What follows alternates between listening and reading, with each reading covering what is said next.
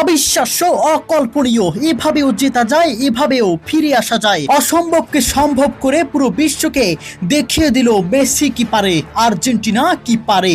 2-0 গোলে পিছিয়ে থেকেও মাত্র 12 মিনিটে 3 গোল করে ম্যাচ জিতলো আর্জেন্টিনা।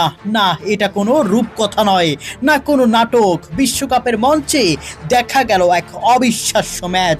কি হয়েছিল তখন, চলুন দেখে নেই বিস্তারিত রিপোর্টে।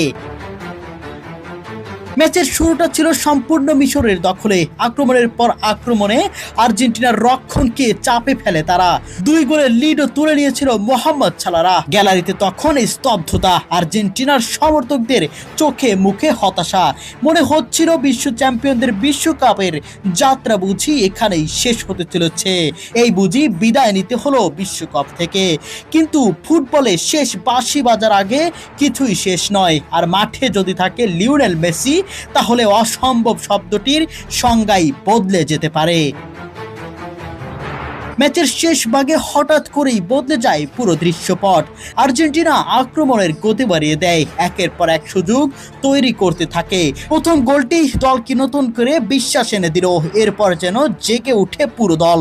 মেসির নেতৃত্বে আর্জেন্টিনা ছাপিয়ে পড়ে সমতায় ফেরার লড়াইয়ে। মাত্র 12 মিনিটের ব্যবধানে আসে 3টি গোল। প্রথমে ব্যবধান কমানো, তারপর সমতায়, আর শেষ মুহূর্তে সেই অবিশ্বাস্য জয়সূচক গোল।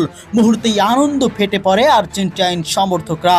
অন্যদিকে হতাশায় ভেঙে পড়ে মিশরের ফুটবলাররা, যারা প্রায় জিতে যাওয়া ম্যাচ হাতছাড়া করলো। বিশ্বকাপের ইতিহাসে এমন প্রত্যাবর্তন খুব কমই দেখা যায়। 2-0 ব্যবধানে পিছিয়ে থেকেও শেষ দিকে মাত্র 12 মিনিটে 3 গোল করে জয় ছিনিয়ে নেওয়া নিঃসন্দেহে এই আসরের অন্যতম স্মরণীয় ম্যাচ হিসেবে জায়গা করে নেবে। এই জয়ের মাধ্যমে আর্জেন্টিনা শুধু কোয়ার্টার ফাইনালের টিকিটই নিশ্চিত করেনি, বরং পুরো বিশ্বকে আবারও মনে করে দিয়েছে লড়াই শেষ না হওয়া পর্যন্ত আর্জেন্টিনাকে কখনোই শেষ ধরে নেওয়া যায় না। আর মেসি, তিনি আবারও প্রমাণ করলেন বড় মঞ্চে তিনি এখনো পার্থক্য যখন তখন গড়ে দিতে জানেন। অবিশ্বাস্য এই প্রত্যাবর্তন এখন বিশ্বকাপের আলোচনার কেন্দ্রবিন্দু। ফুটবল প্রেমীরা বহুদিন মনে রাখবেন এই ম্যাচ, যেখানে 2-0 থেকে ফিরে এসে 3-2 ব্যবধানে জয় তুলে নিয়ে ইতিহাসের আরো একটি রোমাঞ্চকর অধ্যায় লেখলেন আর্জেন্টিনা।